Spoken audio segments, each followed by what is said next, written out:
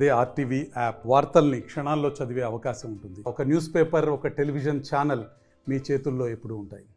Governments policy కూడా ఉన్నాయి. గత 5 సంవత్సరాల్లో మీరు చూస్తే ఆ గేట్స్ మెయింటైన్ చేయలేకపోవటం కానీ, అంటే ఏదైనా ఒక బ్రిడ్జ్ కానీ లేకపోతే ఒక ప్రాజెక్ట్ కానీ ఇవన్నీ ఉన్నప్పుడు మెయింటైన్ చేసుకోవాలి. మనం మెయింటైన్ చేసుకుంటే ఆ గేట్ల టైంకి లిఫ్ట్ చేసుకోవటం, ఆ కట్టలన్నీ ఏంటంటే ఇవన్నీ లాక్కొని పోతూ ఉంటాయి. కాబట్టి ప్రతి సంవత్సరం మెయింటైన్ చేసి కట్టలను మెయింటైన్ చేయాలి. అవి మెయింటైన్ చేయకపోవటం, లేకపోతే ఇసుక మట్టి తవ్వుకొని వెళ్ళిపోవటం. కొంతమంది ప్రజలు కూడా ఏంటంటే ఇసుక మట్టి ఎవరో తవ్వుకుంటే మనకేంటిలే అనుకుంటారు. మరి ఇలాంటప్పుడు ఆ ఇసుక మట్టి తవ్వటం వల్ల జరిగేటువంటి అనర్థాలు ఇవన్నీ 5 సంవత్సరాల్లో మెయింటైన్ చేయకుండా ఉండటం వల్ల ఇటువంటి ప్రకృతి వైపరీత్యాలు వచ్చినాయి. ఇక నుంచి ఇలాంటివి రాకుండా ఎవ్రీ ఇయర్ మేము కానీ మా నాయకులు కానీ అందరం రివ్యూలు చేసుకొని సిస్టమేటిక్గా దాన్ని మెయింటెనెన్స్ మోడ్లో తీసుకెళ్తాం.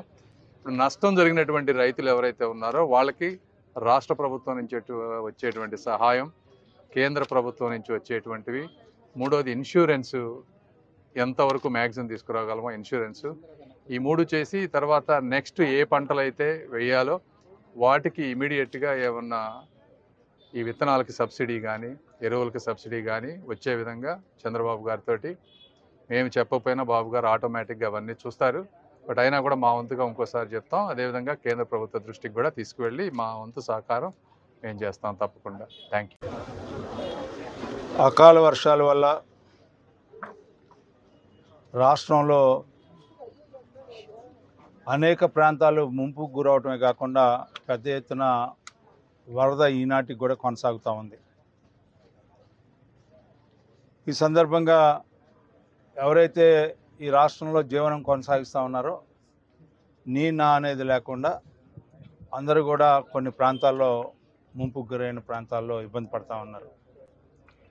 దీంతోపాటు ప్రత్యేకంగా మన ప్రాంతంలో లంక గ్రామాలు పూర్తిగా ఏ పంటలు ఉన్నాయో అవన్నీ కూడా నష్టం జరిగినాయి.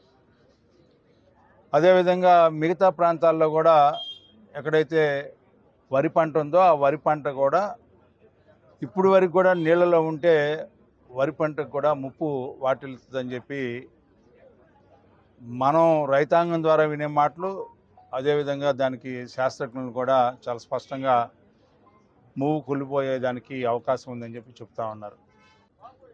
మనందరికీ తెలుసు ఈ పక్కనే 2 గ్రామాలు అనవరపు లంక, కొత్తూరు లంక 2 గ్రామాలు కూడా పూర్తిగా లంకల్లో ఉండటం వల్ల పెద్ద ఎత్తున దాదాపు 25-30 సంవత్సరాల క్రితం 2004లో 2009లో 1999లో 10 లక్షలు 11 లక్షలు వచ్చింది. కానీ ఎప్పుడు 12 లక్షలు వరద రావడం అనేది మనం మొట్టమొదటిసారిగా చూడటం జరిగింది. అంతేకాకుండా రకరకాలుగా ఈ వరద వచ్చిన తర్వాత అనేక ప్రాంతాలు గతంలో ఎప్పుడు నీరు ఎరగని ప్రాంతాలకు కూడా నీరు పారటం వల్ల చాలా ఇబ్బందులకు లోనైనటువంటి పరిస్థితి. ఇలాంటి పరిస్థితుల్లో ఈ ప్రాంతాలన్నీ చూడటానికి ఈరోజు రేపు కూడా ఈ ప్రాంతాన్ని పర్యటించడం జరుగుతుంది.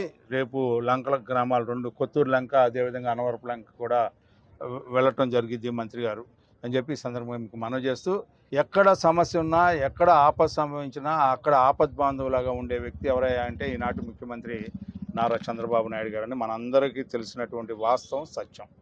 అంతేకాకుండా ఈ రోజున అగ్రికల్చర్ డిపార్ట్మెంట్ వాళ్ళు, అదేవిధంగా యానిమల్ హస్బెండరీ డిపార్ట్మెంట్ మరిన్ని వీడియోస్ కోసం ఛానల్ ని సబ్స్క్రైబ్ చేయండి. లేటెస్ట్ అప్డేట్స్ కోసం వాట్సాప్ ఛానల్ ని ఫాలో చేయండి.